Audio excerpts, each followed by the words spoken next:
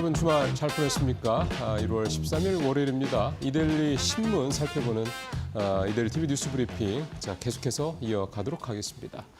자, 월요일 주간 지지전망부터 좀 가보죠. 지난주 우리 시장 좋았습니다. 코스피 3% 상승을 했고 코스닥도 1.7% 거의 2% 상승을 해서 일단 연초 이후에 우리나라 이 증시 양대 지수의 이 강한 흐름은 지난주까지도 계속이 됐다. 앞서 마켓 시그널에서 뉴욕 증시 움직임도 보셨습니다만 분위기가 완전히 좀 거꾸로 된 것 같죠. 작년 말까지만 분위기만 보더라도 뉴욕 시장은 과연 조정이라는 게 있겠냐 싶을 정도로 무소불위로 앞서 달려갔는데 지금 분위기는 언제 그랬냐는 듯이 좀 주춤한 또 향후 방향성에 대해서 좀 걱정스러워하는 목소리가 높아지는 상황인 반면에 우리 시장은 악재가 있는데 배드뉴스 이스 굿뉴스까지는 아니더라도 굿뉴스가 굿뉴스로서의 대접을 좀 충분히 받고 배드뉴스도 굿뉴스스러운 정도의 분명히 좀 시장 분위기가 작년 말보다는 확실히 좀 달라진 모습이 나타나고 있습니다. 자, 이번 주도 역시 여러 가지로 또 우려 사항이 좀 많습니다. 어닝 시즌 시작이 되는데 특히 이제 우리 기업들의 어닝 시즌에 대한 기대감은 굉장히 좀 낮죠. 앞서 이번 주에 미국의 이제 어닝 시즌에 이제 금융주들 본격적으로 시작을 한다. 말씀을 좀 들었었습니다만 실적이 대부분 긍정적으로 기대가 되는 반면에 우리는 좀 그렇지는 않은 면은 분명히 있습니다. 그러니까 같은 어닝 시즌이라도 이 어떤 느낌이라든가 분위기 이런 기대감은 많이 좀 다르다. 또 이렇게 좀 볼 수가 있는 거고요.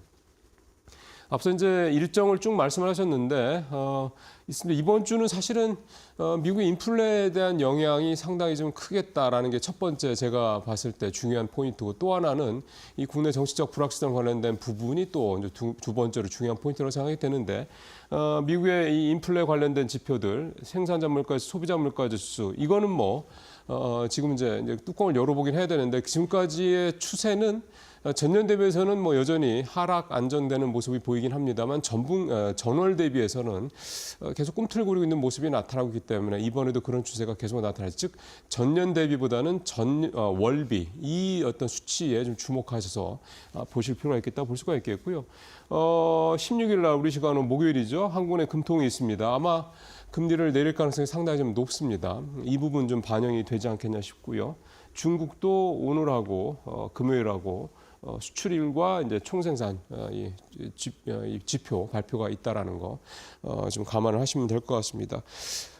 국내 정치적 불확실성 문제는 제가 따로 거론한 이유는 이번 주에 아마 윤석열 대통령에 대한 2차 체포영장 집행이 가능성이 굉장히 높습니다. 빠르면 오늘 내일 될 것 같다는 얘기도 나오고요. 지금 경호처의 이 어떤 그런 대비가 지난 1차 집행 때와는 분위기가 좀 다르다라는 소식들이 많이 전해지고 있어서 좀 그때보다 좀 이를테면 이번에는 좀 되는 게 아니냐 이런 기대감도 있는데요. 또 하나는 워낙에 좀 몰려있는 상황이기 때문에 좀 극단적인 상황, 그러니까 다시 말씀드리면 물리적인 충돌이 벌어질 수 있는 가능성도 배제할 수 없다는 얘기도 나옵니다. 그래서 순조롭게 진행이 된다면야 시장에 오히려 호재가 될 수 있겠지만 만약에 좀 심각한 충돌이 벌어진다고 그러면 오히려 시장에는 작년 12월 3일 계엄 사태가 발표된 뒤에 12월 4일 날 우리 시장이 굉장히 크게 어려움을 겪었던 것 같은 모습이 나타날 수 있다. 그래서 그게 이번 주는 우리 시장에서 가장 큰 변수가 될 것 같다. 이렇게 좀 생각이 좀 됩니다.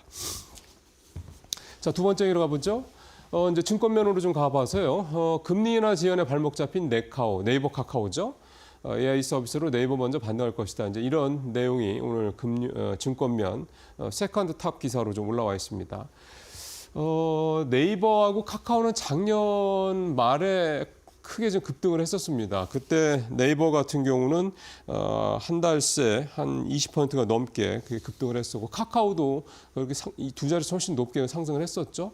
지금 보시는 것처럼 한 달 전에 비해서 네이버의 시가총액, 주가 이런 것들 보시면 한 달 전에 비해서 좀 부진합니다. 네이버는 사실은 약보합 정도, 3% 정도 한 달 전에 비해서 하락한 정도인데 카카오는 굉장히 많이 떨어졌죠. 16%가 넘게 주가가 최근 한 달 새 급락을 한 그런 모습이고요.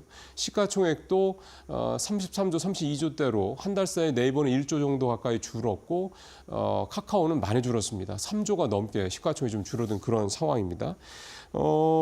수급이 일단은 그렇죠. 개인들만 사고 있고 외국인과 기관이 동반 매도하고 있는 게 일단 이렇게 최근에 한 달 새 조금 부진했던 이유인데 거꾸로 지난 전전달에 이제 네이버 카카오 주가가 반등할 때는 또 외국인과 또 기관의 이 동반 순매수의 영향이 또 컸습니다. 결국 어떻게 보면 이제 이 수급이 다시 좀 꼬인 게 이게 네이버와 카카오 주가가 또 이게 부진한 이유라고 볼 수가 있겠는데요. 사업 환경에 대해서 좀 비관적인 전망, 부정적인 전망들이 특히 카카오에 좀 집중이 되고 있습니다. 웹툰도 그렇고 게임도 그렇고 미디어 쪽도 그렇고 대부분 좀 좋지 않게 나오고 있는 점들, 이런 부분들이 카카오에게 주가가 20% 가까이, 17% 가까이 떨어진 이유로 좀 봐야 될 것 같고요. 네이버는 카카오보다는 좀 낫긴 한데 작년에 우리 소비 상황이요, 소매 판매가 2003년 이 카드 대란 사태 이후 가장 좋지 않았다고 합니다. 그러니까 소비 상황이 굉장히 좀 좋지 않다는 영향이 미치는 거고, 그러다 보니까 네이버는 이 중요한 이 사업 분야가 검색도 있지만 사실은 이커머스가 있거든요. 이커머스 쪽에서 조금 실적이 부진하게 나왔던 게 영향을 미쳤다 이렇게 나오고 있고요.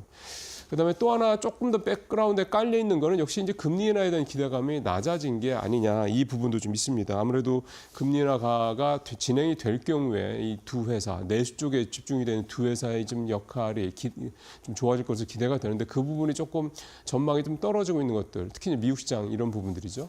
이런 것들이 이제 네이버 카카오의 이 업황에 대한 조금 우려되는 전망이 나오고 있는 이유다, 이렇게 좀 볼 수가 있겠습니다. 네이버 카카오는 일단 현재로서는 수급이 직접적인 큰 타격이다 이렇게 보이기 때문에 외국인과 기관의 이 매수세가 돌아오는지 이 여부를 좀 주목하실 필요가 있겠습니다. 자, 엔터주 얘기도 좀 오늘 다루고 있는데요. 엔터주는 사실은 작년 말처럼 앞서 말씀드린 네이버와 카카오처럼 작년 말에 후반부에 좀 굉장히 좀 반등을 하는 모습을 보였습니다. 주가 반등폭은 네이버 카카오에 비해서 훨씬 더 컸습니다. 예를 들어서 JYP 엔터 같은 경우는 11월 한 달에만 56%가 뛰었죠. 엄청나게 그때 급등을 했습니다. YG 엔터도 25%, SM도 11월 한 달 동안이면 20% 가까이 급등을 했던 게 12월 달 들어서 특히 이제 계엄 사태 이후에 좀 상당히 투자 심리가 좀 꺾였죠. 다 마이너스를 기록을 했고 1월 달 들어서 조금씩 반등을 하고 있습니다. 지금 표에서 보시는 것처럼 1월 달에 하이브가 11% 가장 상승폭이 크죠. 그다음에 JYP도 플러스 돌아섰고 YG도 뭐 강보합 정도, SM만 12월, 1월 좀 두 달 연속 좀 낙폭이 좀 큰 편입니다. 하이브가 1월 달에 가장 높은 상승률을 보이는 거는 11월 달 상승폭을 보시면 하이브가 제일 많이 오를 만하다 생각이 드시죠. 그때 하이브가 별로 안 올랐습니다. 그런 것들이 지금 반영되고 있다 좀 봐야 될 것 같고요. 업계에서 바라보는 것도 탑픽은 하이브를 찍고 있습니다. 왜냐하면 6월 달에 BTS 완전체가 이제 발동을 하게 되는데 그 사이에 지금 이제 6월 달에 완전체가 되기 전에 이제 개별적으로 계속 이제 전역들을 하고 있지 않습니까? 그래서 이제 이 개별적인 이 멤버들, 멤버 한 사람 한 사람의 이 월드 투어라든가 어떤 음반 발매라든가 이런 것들이 좀 계속해서 나오고 있어서 그런 것들에 대한 기대감, 또 작년에 남들 다 오를 때 좀 덜 올랐던 거에 대한 어떤 그런 부분들, 이런 것들 때문에 하이브가 좀 탑픽으로 좀 꼽히고 있고요. YG 엔터도 신인 그룹들이 나오고 특히 블랙핑크가 이번에 다시 복귀를 하는 거, 이제 그룹이 복귀를 하는 거죠. 이것 때문에 하이브하고 YG 엔터에 좀 더 주목이 좀 더 되고 있는 그런 모습이 나타나고 있습니다. 자, 마지막으로 이제 펀드와치 이제 살펴봐야 되겠습니다. 지난 한 주간 주요 ETF 상품들, 펀드 상품들 이제 수익률 된 건데요. 뭐 아마 충분히 예상하시는 것처럼 지난주는 뭐 완전히 반도체 한 주였습니다. 반도체 뭐 삼성전자도 그렇고 특히 이제 SK하이닉스가 주가가 굉장히 많이 올랐습니다. SK하이닉스가 20% 가까이 좀 올랐던 거, 19.88%는 지난주 또 올랐거든요. 삼성전자도 5%가 넘게 올랐고요. 그러니까 이 두 대형 종목들이 오르니 당연히 지수도 많이 올랐지만 이 관련된, 그러니까 이 두 종목을 담고 있는 ETF 상품들 주가도 굉장히 좀 많이 올랐습니다. 표가 좀 나오겠습니다만 지금 1등이 타이거 반도체 탑 10 레버리지 ETF인데 이게 무려 일주일 동안 29%나 급등을 했습니다. 레버리지라는 게 이제 2배니까 2배를 추정하는 거니까 그거를 감안했을 경우에도 지난 한 주 동안 10%가 훨씬 넘게 올랐다는 얘기가 되는 거니까 굉장히 좀 많이 올랐죠. 이게 수익률 1위를 차지했고 삼성자산운용의 코덱스 반도체 레버리지도 28%, 신한자산운용의 반도체 소부장 종목 18%. 확실히 레버리지 상품들이 지난주에 주가가 굉장히 높게 뛰었다. 그러니까 보통 제가 이 펀드워치 할 때마다 한 10% 정도 되면 꽤 많이 오른 거거든요. 물론 일주일에 10% 오른다는 건 굉장히 높은 상승률이기도 합니다만 그런 상품들이 좀 그게 많지 않았는데 두 자리거나 또는 한 7, 8% 정도 수준이었는데 이번에는 뭐 30% 가까이 된 걸 생각을 하면 역시 레버리지 상품이 잘 될 때는 정말 엄청난 상승률을 보인다. 이런 걸 다시 한번 확인할 수가 있었고요.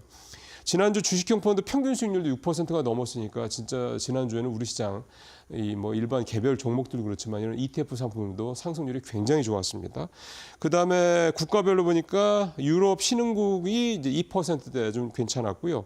해외 주식형 펀드 전체 평균은 0.01%니까 조금 이제 보합권 정도밖에 안 됐고 섹터별로는 에너지가 3%가 넘게 올라서 가장 좋았고요. 그다음에 개별 상품은 삼성자산운용의 AI 전력 핵심 인프라, 뭐 전력 설비, 전선주 담고 있는 상품이죠. 이게 7.6%로 가장 높은 수익률을 기록을 했습니다. 자, 지난주에 이 반도체의 이런 어떤 급등세, 글쎄요 이번 주도 계속 이어질지 지켜봐야 될 것 같습니다. 뉴스브리핑 마치겠습니다.